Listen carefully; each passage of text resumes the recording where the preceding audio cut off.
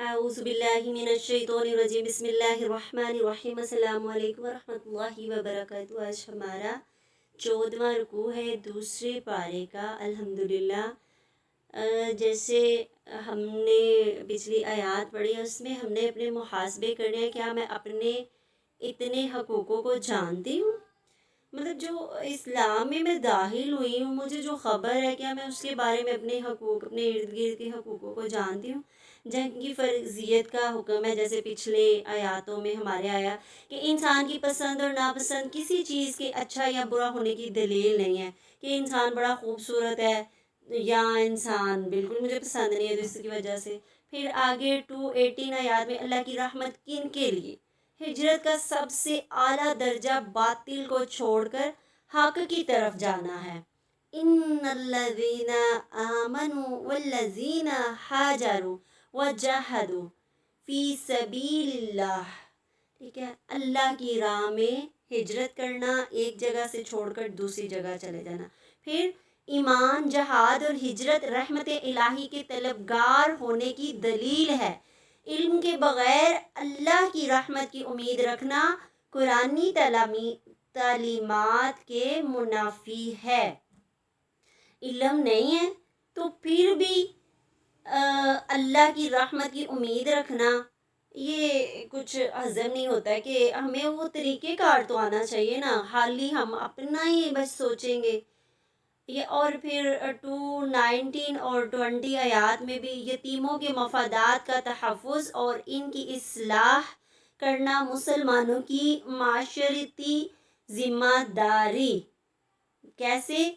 شراب، جوے اور یتیموں کے بارے میں اللہ تعالیٰ نے احکام نازل کیے کہ یتیموں کے ساتھ کیسا سلوک کرنا ہے اور ان کی جو بھی مال غنیمت ہے ان کا کیسے تحفظ کرنا ہے۔ پھر بیوی سے قطع تعلق کا مسئلہ، عفو درگزر مغفرت الہی کا سبب ہے۔ الہ کی صورت میں 4 ماہ کے بعد دوبارہ ازواجی زندگی یا جدائی میں سے ایک کا فیصلہ لازمی ہے۔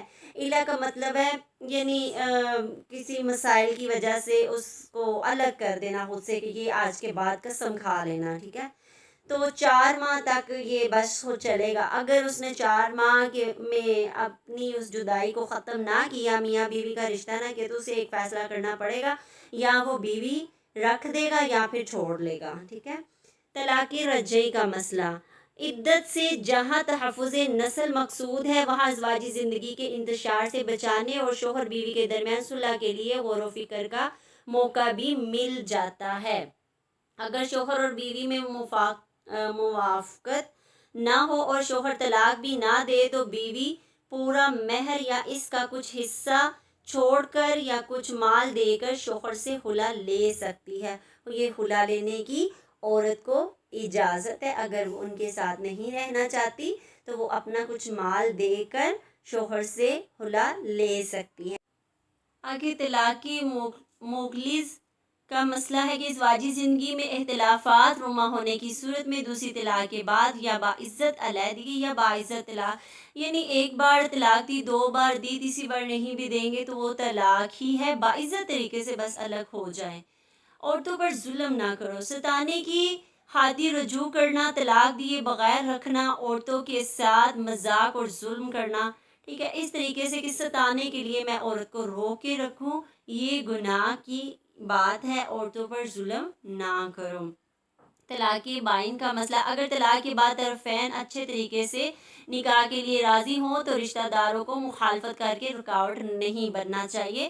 مطلب ایک طلاق دوسری طلاق کے بعد اگر وہ ملنا چاہتے ہیں تو انہیں ملنے دیا جائے اور رشتہ دار رکاوٹ نہ ڈالیں اس کے اندر۔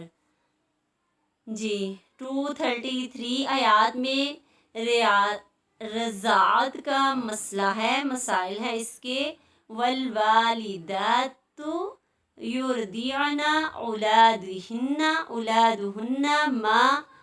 ماں اپنی اولاد کو 2 سال کامل دودھ پلائے، جن کا ارادہ دودھ پلانے کی مدت بالکل پوری کرنے کا ہو اور جن کے بچے ہیں ان کی ذمہ داری کا روٹی کپڑا جو مطابق دستور کے ہے ہر شخص پر فرض ہے۔ ماں کو اس کی وجہ سے یا باپ کو اس کی اولاد کی وجہ سے کوئی ضرر نہ یعنی تکلیف نہ پہنچائی جائے، وارث پر اس جیسی ذمہ داریاں ہیں۔ پھر اگر دونوں یعنی ماں باپ اپنی رضامندی اور باہمی مشورے سے دودھ چھڑانا چاہیں تو دونوں پر کوئی گناہ نہیں ہے، اور اگر تمہارا ارادہ اپنی اولاد کو دودھ پلوانے کا ہو تو پھر تم پر کوئی گناہ نہیں، جبکہ تم ان کے مطابق دستور کے جو دینا چاہو اس کے حوالے کر دو۔ اللہ تعالیٰ سے ڈرتے رہو، جانتے رہو کہ اللہ تعالیٰ تمہارے اعمال کی دیکھ بھال کر رہا ہے۔ رضاعت کی مدت 2 سال ہے۔ طلاق کی صورت میں مال کا کھانا اور کپڑے بچے کے باپ کی ذمہ داری ہے۔ ماں کا کھانا اور بچے کے کپڑے باپ کی ذمہ داری ہے۔ نہ بچے کی وجہ سے ماں کو تنگ کیا جائے اور نہ ہی باپ کو۔ اگر بچے کو دودھ باہم رضامندی سے چھڑوانا چاہیں تو اجازت ہے، کسی دوسری عورت سے دودھ کو پلوانا چاہیں تو بھی اجازت ہے، اگر اپنی اسی بیوی سے دودھ پلانا چاہے تو وہ بھی اجازت ہے، اگر باہر سے وہ پلانا چاہتا ہے تو وہ بھی اجازت ہے۔ آگے بیوہ کی عدت کے حوالے سے ہے والذین یتوفون منکم، جن کے شوہر وفات پا جائیں، ٹھیک ہے، ان کے حوالے سے ہے کہ وہ بیوہ کی عدت کتنی ہے۔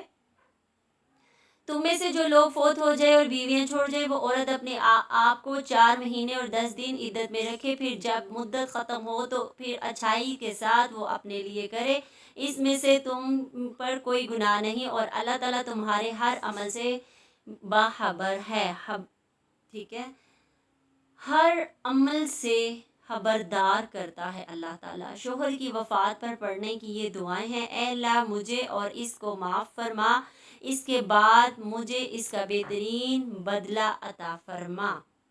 شوہر کی وفات پر یہ پڑھنے والی دعائیں جو ہم نے ہر مومنٹ کے لحاظ سے ہم نے سیکھنی ہے۔ انا للہ و انا الیہ راجعون، یہ مشکلات کی دعا ہے اور یہ مصیبت ہی ہے، ایک وہ سرپرست جب نہیں رہتا تو بہت مشکلات کا سامنا کرنا پڑتا ہے، تو ہمیں ایسی جو چھوٹی چھوٹی سی دعائیں ہیں ہم نے اس کو یاد کرنا ہے، اس کو پڑھنا ہے، تاکہ اس کی وجہ سے اللہ تعالیٰ اس کی بھی مغفرت کرے اور ہماری زندگی میں بھی آسانیاں پیدا کرے، ٹھیک ہے۔ پیچھے ہمارا سارا جو سلسلہ چل رہا تھا وہ طلاق کا چل رہا تھا، پھر رضاعت کا چل رہا تھا، ابھی جن کے شوہر وفات پا جائیں ان کا یہ آگے چل رہا ہے قصہ۔ ہم نے کیا کرنا ہے، اسی قرآن سے سیکھنا ہے سارا کچھ۔ تم میں سے کوئی گناہ نہیں کہ تم اشارتاً ان عورتوں سے نکاح کی بابت کہو یا پھر انہیں چھوڑ دو، اور بھلی بات بولا کرو، عقد نکاح جب تک کہ عدت ختم نہ ہو جائے پختہ نہ کرو، جان رکھو کہ اللہ تعالیٰ تمہارے دلوں کی باتوں کا بھی علم رکھتا ہے، تم اس سے خوف کھاتے رہا کرو، اور یہ بھی جان رکھو کہ اللہ تعالیٰ بخشش والا اور حلم والا ہے۔ رضاعت کا مسئلہ، ماں کی مامتا باپ کی مجبوری سے فائدہ اٹھا کر انہیں نقصان نہیں پہنچانا، تقویٰ کے خلاف ہے یہ چیز۔ جی، اور پچھلے جو میں کہنا چاہوں گی یہ والی چیز کہ جب شوہر وفات پا جاتا ہے، اگر ہمیں وہ عورت پسند آ جاتی تو اس حوالے سے یہ ہے کہ جب تک وہ عدت میں ہے بے شک آپ اس سے پیغام نکاح مت بھیجیں اور اس کے رشتے مت بھیجیں، تھوڑا سا لحاظ اور عزت احترام کریں۔ بیوہ کی عدت ہے، تم میں سے جو لوگ فوت ہو جائیں، بیویاں چھوڑ جائیں، وہ عورتیں اپنے آپ کو 4 مہینے اور 10 دن روکے رکھے۔ عدت کا 4 ماہ 10 دن ہونا عورت کے لیے فطری طبقی تقاضوں کے عین مطابق ہے کہ وہ خود سوچ سمجھ سکے کہ میں کیا فیصلہ کروں۔